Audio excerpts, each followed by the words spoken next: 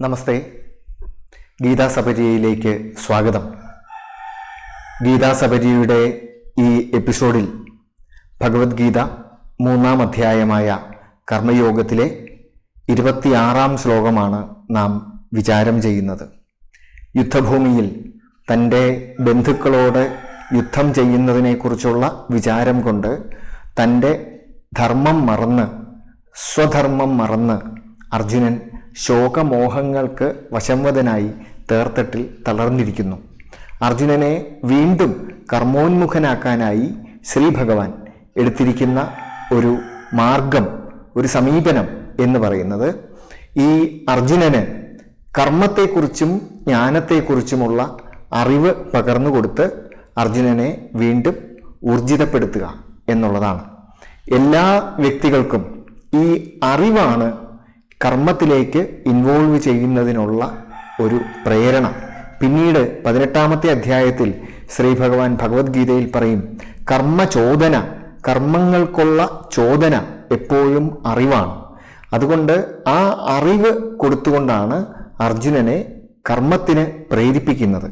ഇവിടെ ഭഗവത്ഗീതയുടെ വിഷയം, ഭഗവത്ഗീത പഠിപ്പിക്കുന്ന വിഷയം എന്ന് പറയുന്നത് കർമ്മവും ജ്ഞാനവുമാണ്. മനസ്സുകൊണ്ടാണ് നമ്മൾ കർമ്മം ചെയ്യുന്നത്. ആ മനസ്സുകൊണ്ട് തന്നെയാണ് നമുക്ക് ജ്ഞാനമുണ്ടാകുന്നത്. അപ്പോൾ മനസ്സിൻ്റെ കർമ്മത്തെയും ജ്ഞാനത്തെയും കുറിച്ചാണ് ഭഗവത്ഗീത പഠിപ്പിക്കുന്നത്. വളരെ വിശദമായി കർമ്മത്തെക്കുറിച്ച് ഈ തുടക്കം മുതൽ അവസാനം വരെ തന്നെ ഭഗവത്ഗീതയിൽ പറയുന്നുണ്ട്. ഇവിടെ കർമ്മയോഗത്തെക്കുറിച്ച് പറഞ്ഞിട്ടാണ് ആരംഭിക്കുന്നത്. എല്ലാ മനുഷ്യരും കർമ്മത്തിലേർപ്പെടുന്നു. ഈ കർമ്മത്തിലേർപ്പെടുന്ന എല്ലാ വ്യക്തികളും യഥാർത്ഥത്തിൽ എന്തെങ്കിലും ഒരു കർമ്മഫലം ആഗ്രഹിച്ചിട്ടാണ് സ്വാഭാവികമായിട്ടും കർമ്മം ചെയ്യുന്നത്. അതായത് കർമ്മത്തിൻ്റെ ഒരു പ്ലാനിംഗ് ഉണ്ട്, അതിൻ്റെ എക്സിക്യൂഷൻ ഉണ്ട്, അതിൻ്റെ ഫലമുണ്ട്. ഈ ഫലത്തെക്കുറിച്ചുള്ള ആഗ്രഹത്തോടു കൂടിയാണ് ഭൂരിപക്ഷം പേരും കർമ്മം ചെയ്യുന്നത്. എന്നാൽ ശ്രീ ഭഗവാൻ ഉപദേശിക്കുന്നു, മനസ്സംസ്കാരം കൊണ്ട്, പഠനം കൊണ്ട്, വിദ്യാഭ്യാസം കൊണ്ട് കർമ്മഫലം എന്നത് തൻ്റെ നിയന്ത്രണത്തിലല്ല എന്ന് മനസ്സിലാക്കി ആ കർമ്മത്തിൽ ഏകാഗ്രമായി മുമ്പോട്ട് പോകുന്നതാണ് ഒരു യോഗിയുടെ രീതി എന്ന് ശ്രീ ഭഗവാൻ പഠിപ്പിക്കുന്നു. അങ്ങനെ കർമ്മയോഗം അനുഷ്ഠിച്ച്, അതായത് കർമ്മഫലത്തെക്കുറിച്ചുള്ള വറീസ് ഇല്ലാതെ ഈ കർമ്മം കൊണ്ട് എനിക്ക് എന്ത് കിട്ടും, അല്ലെങ്കിൽ ഞാൻ പരാജയപ്പെടുമോ എന്നൊക്കെയുള്ള ചിന്തകൾ മാറ്റിവെച്ചിട്ട് ആ കർമ്മത്തിൻ്റെ ആ ഒരു പ്രോസസ്സിൽ ഏർപ്പെട്ടുകൊണ്ട് മുമ്പോട്ട് പോകുന്നതിൻ്റെ ഫലമായി മനഃശുദ്ധി ഉണ്ടാകുന്നു. ആ മനഃശുദ്ധിയുടെ ഫലമായി ജ്ഞാനമുണ്ടാകുന്നു. ജ്ഞാനം എന്ന് ഭഗവത്ഗീതയിൽ പറയുന്നത് ആത്മജ്ഞാനമാണ്. അതായത് ശരീര മനസ്സുകളെ ക്ഷേത്രം എന്ന് പറയുന്നു.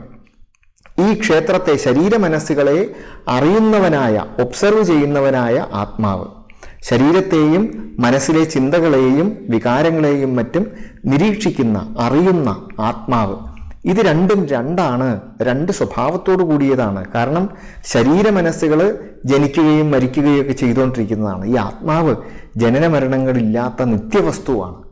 ഈ ഒരു അറിവാണ് ഭഗവത്ഗീത തരുന്നത്. ഈ അറിവ് മനസ്സിലാക്കി അതിങ്ങനെ മനനം ചെയ്യുന്നതിൻ്റെ ഫലമായി ഞാൻ ശരീര മനസ്സുകളിൽ നിന്ന് വ്യത്യസ്ത സ്വഭാവത്തോടു കൂടിയ ആത്മാവാണെന്ന് തോന്നിത്തുടങ്ങുമ്പോൾ, അനുഭവിക്കുമ്പോൾ ആ ആള് ദുഃഖത്തിൽ നിന്ന് നിവൃത്തനാകും. ജീവിതത്തിലെ പല വിധത്തിലുള്ള ദുഃഖങ്ങളൊക്കെ ഉണ്ടായിക്കൊണ്ടിരിക്കുമെങ്കിലും ആ ദുഃഖങ്ങൾ അയാളെ ബാധിക്കാതെ അയാൾ ദുഃഖത്തിൽ നിന്നൊരല്പം അകന്ന് നിസ്സംഗനായി നിന്ന് നോക്കിക്കാണാൻ, ഞാൻ സാക്ഷിയാണ് എന്ന ഭാവത്തിൽ നോക്കിക്കാണാൻ പറ്റും. അതേസമയം കർമ്മത്തിലേർപ്പെടാനും ഈ ഒരവസ്ഥയാണ് മോക്ഷം എന്ന് ഭഗവത്ഗീത പറയുന്നത്. ഈ ഒരു മോക്ഷത്തിലേക്ക് എത്തിക്കാനുള്ള ആദ്യത്തെ പടിയാണ് ഈ കർമ്മയോഗം. ഇതാണ് അർജുനന് ശ്രീ ഭഗവാൻ പറഞ്ഞു കൊടുക്കുന്നത്. അപ്പോൾ ഇവിടെ ഈ കർമ്മത്തെക്കുറിച്ച് പറഞ്ഞുകൊണ്ടിരിക്കുമ്പോൾ, കർമ്മം ഞാൻ ആത്മാവാണെന്ന് അറിയുന്നവനായ വിദ്വാന്, അറിവുള്ളവന് ഈ കർമ്മത്തിൽ ഏർപ്പെടേണ്ട ആവശ്യം വരുന്നില്ല. പക്ഷേ ഞാൻ ഈ ശരീര മനസ്സുകളാണ്, എനിക്ക് വിജയവും പരാജയവും ഉണ്ട് എന്നൊക്കെ നിരന്തരം ചിന്തിക്കുന്നവരായ സാധാരണ വ്യക്തികൾ ഈ കർമ്മത്തിൽ ഏർപ്പെടാതെ മാറി നിൽക്കും. അങ്ങനെയുള്ളവരെ അറിവുള്ളവർ ഒരിക്കലും കൺഫ്യൂസ്ഡ് ആക്കരുത് എന്നാണ് ഇവിടെ പറയുന്നത്. ഇതിനു മുമ്പുള്ള ശ്ലോകത്തിൽ പറഞ്ഞത്. അതായത് സക്താഹ കർമ്മണ്യ അവിദ്വാംസ, യഥാ കുർവന്തി ഭാരത.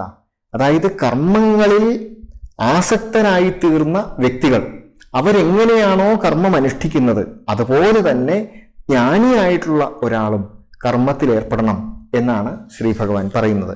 അതിനെ തുടർന്ന് അദ്ദേഹം പറയുന്നു 26-ാമത്തെ ശ്ലോകം, ന ബുദ്ധിഭേദം ജനയേത് അജ്ഞാനാം കർമ്മസംഗിനാം ജോഷയേത് സർവകർമാണി വിദ്വാൻ യുക്തഃ സമാചരൻ. ന ബുദ്ധിഭേദം ജനയേത് അജ്ഞാനാം കർമ്മസംഗിനാം. കർമ്മസംഗിനാം അജ്ഞാനാം വിദ്വാൻ ബുദ്ധിഭേദം ന ജനയേത്. അതായത് കർമ്മസംഗികളായിട്ടുള്ള, കർമ്മത്തെക്കുറിച്ച്, കർമ്മത്തിൻ്റെ ഫലത്തെക്കുറിച്ച് വറീഡായിട്ടുള്ള, എനിക്കത് കിട്ടുമോ, എനിക്കത് കിട്ടാതിരിക്കുമോ, എനിക്ക് ലാഭം ഉണ്ടാവുമോ, എനിക്ക് നഷ്ടം ഉണ്ടാവുമോ എന്നിങ്ങനെ എപ്പോഴും വറീഡായിക്കൊണ്ടിരിക്കുന്ന വ്യക്തികളെ സംബന്ധിച്ചിടത്തോളം അങ്ങനെയുള്ള അവരെ ന ബുദ്ധിഭേദം ജനയേത്. അവർ ഓൾറെഡി കർമ്മത്തോട് സംഘമുള്ളവരാണ്, കർമ്മഫലത്തെ ആഗ്രഹിച്ചുകൊണ്ടാണ് അവർ നിരന്തരം വറീഡായിക്കൊണ്ടിരിക്കുന്നത്. നമ്മളെക്കുറിച്ച് തന്നെ ഒരു ആത്മവിമർശനം നടത്തിയാൽ നമുക്കറിയാം എപ്പോഴും കർമ്മഫലത്തെക്കുറിച്ചാണ് നമ്മുടെ എല്ലാ ദുഃഖങ്ങളും. അതുകൊണ്ട് ആ കർമ്മഫലത്തെക്കുറിച്ചുള്ള വറീസ് ഇല്ലാതെയായാൽ നമ്മുടെ മനസ്സ് ഒരു പരിധിവരെ തന്നെ ശാന്തമായി തീരും. അതാണ് പറയുന്നത്, അങ്ങനെയുള്ള ഓൾറെഡി അജ്ഞാനികളായിട്ടുള്ള, ഓൾറെഡി കർമ്മഫലത്തോട് ആസക്തനായിട്ടുള്ളവർക്ക് ബുദ്ധിഭേദം ജനിപ്പിക്കരുത്. ബുദ്ധിഭേദം ജനിപ്പിക്കുക എന്ന് പറഞ്ഞാൽ അവരൊരു പ്രത്യേക താല്പര്യത്തോടു കൂടി പോവുമായിരിക്കും.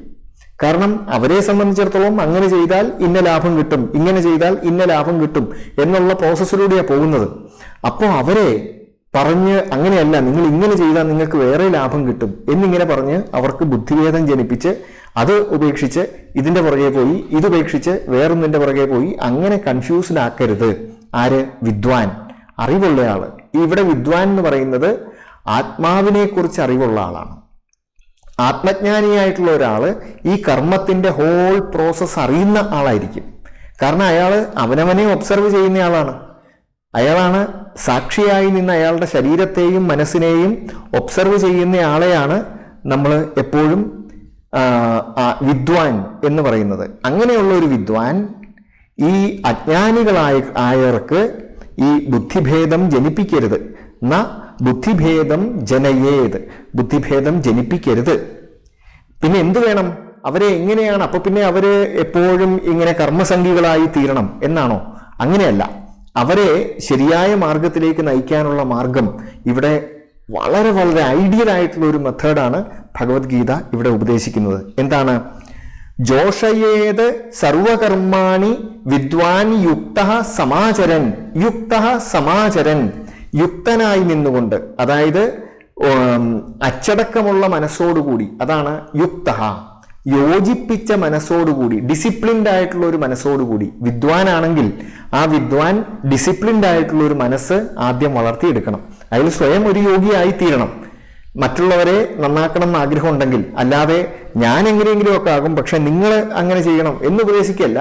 ആദ്യം അയാൾ സ്വയം യുക്തഃ സമാചരൻ, അയാൾ യോഗിയായി അച്ചടക്കത്തോടുകൂടി ഡിസിപ്ലിൻഡ് ആയിട്ടുള്ള രീതിയിൽ ജീവിതം നയിച്ചുകൊണ്ട്, സമാചരൻ, അയാൾ സ്വയം തന്നെ ഈ ഒരു മാർഗം, കർമ്മയോഗത്തിന്റെ മാർഗം, അതായത് കർമ്മഫലത്തെക്കുറിച്ച് വറീഡാകാതെ തൻ്റെ കർത്തവ്യകർമ്മം ചെയ്യുക എന്നുള്ളതിലുള്ള അയാളുടെ മാതൃക കാണിച്ചുകൊണ്ട്, സമാചരൻ, വിദ്വാൻ യുക്തഃ സമാചരൻ, വിദ്വാൻ സ്വയം ഡിസിപ്ലിൻഡായി അത് ആചരിച്ചുകൊണ്ട്, സർവകർമാണി ജോഷയേത്, എല്ലാ കർമ്മങ്ങളിലും ഇവരെ, അതായത് ഈ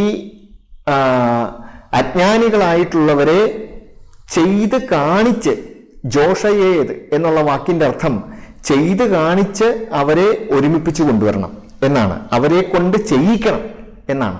ആ ജോഷയേത് ജുഷ് ധാതു ആണ്. അതിന് പരിതർക്കണം എന്നും പരിതർപ്പണം എന്നും രണ്ടർത്ഥമാണ് അതിനുള്ളത്. അതായത് പരിതർക്കണം ചെയ്യുക എന്ന് പറഞ്ഞാൽ അതിനെക്കുറിച്ച് ഇങ്ങനെ ആലോചിക്കുക, വീണ്ടും വീണ്ടും ആലോചിക്കുക. അപ്പോൾ ഈ വിദ്വാനായിട്ടുള്ള ഒരാൾ കർമ്മം ചെയ്യുന്നത് കാണുമ്പോൾ അജ്ഞാനികളായിട്ടുള്ളവര് ഇതിനെക്കുറിച്ച് ഇങ്ങനെ ആലോചിക്കും. അദ്ദേഹം അങ്ങനെ ചെയ്യുന്നുണ്ടല്ലോ, എന്നാൽ ഞാനും അതുപോലെ ചെയ്യാം. നേരത്തെ പറഞ്ഞല്ലോ, എന്താണോ ശരിക്കും ശ്രേഷ്ഠനായിട്ടുള്ള, യദ്യത് ആചരതി ശ്രേഷ്ഠ തത്തത് ഏവേതരോ ജന എന്ന് പറഞ്ഞല്ലോ. അപ്പോൾ ആ രീതിയിൽ ഈ വിദ്വാൻ ആചരിച്ച് യുക്തനായി സമാചരിച്ചുകൊണ്ട് ആചരിച്ച് കാണിച്ചുകൊണ്ട് ജോഷയേത് അവരെ ചെയ്യിപ്പിക്കണം. അതുപോലെ തന്നെ പരിതർപ്പണം എന്നുള്ള വാക്കിന്റെ അർത്ഥം തൃപ്തിപ്പെടുത്തുക എന്നാണ്. അപ്പോൾ അവർക്ക് തൃപ്തി ഉണ്ടാകാൻ പാകത്തിന്, അവരുടെ മനസ്സിന് തൃപ്തി ഉണ്ടാകാൻ പാകത്തിന് അവരെ ശരിയായ രീതിയിൽ കർമ്മത്തിലേക്ക് ഏർപ്പെടുത്തണം. അവർക്ക് പരിതർക്കണം എന്ന് പറഞ്ഞാൽ ചിന്തിക്കുക, പരിതർപ്പണം എന്ന് പറഞ്ഞാൽ അവർക്ക് തൃപ്തി ഉണ്ടാവുക. ഈ രണ്ടർത്ഥവും ഈ ജോഷയേത് എന്നുള്ള വാക്കിലുണ്ട്. അതായത് അവരെ കൊണ്ട് ചിന്തിപ്പിച്ചുകൊണ്ട് സാറ്റിസ്ഫൈഡ് ആയ രീതിയിൽ കർമ്മത്തിൽ അവരെ യോജിപ്പിച്ച് മുമ്പോട്ട് കൊണ്ടുപോകണം. ഇതാണ് ഒരു വിദ്വാന്റെ കർത്തവ്യം എന്ന് ശ്രീ ഭഗവാൻ പറയുന്നു. ന ബുദ്ധിഭേദം ജനയേത ജ്ഞാനാം കർമ്മസംഗിനം. കർമ്മസംഗികളായിട്ടുള്ള അജ്ഞാനികൾക്ക്, അജ്ഞാനി എന്ന് പറഞ്ഞാൽ ആത്മാവിനെ കുറിച്ചുള്ള ജ്ഞാനമില്ലാതെ ഞാൻ ഈ കേവലം ശരീരമനസ്സുകളാണെന്ന് മാത്രം ചിന്തിച്ച് ഈ ശരീരമനസ്സുകൾക്കുള്ള നേട്ടങ്ങൾ ഉണ്ടാക്കുക, കർമ്മഫലം നേടുക എന്നുള്ളതാണ് എൻ്റെ ലക്ഷ്യം എന്ന് തെറ്റിദ്ധരിച്ച് ജീവിക്കുന്നവരായിട്ടുള്ള അജ്ഞാനികൾക്ക് ബുദ്ധിഭേദം, അവർക്ക് പുതിയ പുതിയ താല്പര്യങ്ങൾ അവരുടെ മനസ്സിൽ ജനിപ്പിച്ച് അതിനുള്ള പുതിയ പുതിയ കർമ്മങ്ങളിലേക്ക് ഏർപ്പെടുത്താനും മറ്റും അവരെ കൊണ്ട് ശ്രമിക്കരുത്. അങ്ങനെ അവർക്കൊരു ബുദ്ധിഭേദം ഉണ്ടാക്കരുത്, അവർക്ക് കൺഫ്യൂഷൻ ഉണ്ടാക്കരുത്. പകരം അവരുടെ മുമ്പിൽ ഒരു മാതൃകയായി നിന്നുകൊണ്ട് കർമ്മയോഗാനുഷ്ഠാനം ചെയ്ത് യുക്തനായി അച്ചടക്കത്തോടുകൂടി സമാചരിച്ചുകൊണ്ട് ഈ കർമ്മയോഗാനുഷ്ഠാനം ചെയ്തുകൊണ്ട് അവരെ സർവകർമാണി എല്ലാ കർമ്മങ്ങളും അവരെ കൊണ്ട് ചെയ്യിക്കണം. എങ്ങനെ ചെയ്യിക്കണം?